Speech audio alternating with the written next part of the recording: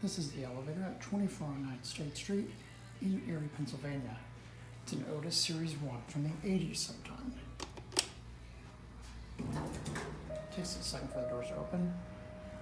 Has two set doors at center opening, that's interesting. This is the rear side. It's an interesting setup. Lower level, just Segu. That was very short distance, I guess it's front door. Office. I think tour doesn't work. It says not in service, but it works anyhow, I guess.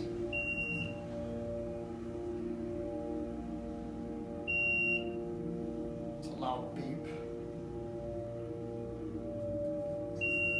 It's my late 80s here, 2R. I guess is the back entrance or something. It's in, I'm not going to open the front because that goes to an office. Back to the lobby, which is main lobby. Didn't beep or light out or anything, that's weird. It's a basic fake wood grain cab certificate. Oh, actually, there's a permit number, 1988. Here back at the lobby, no phone.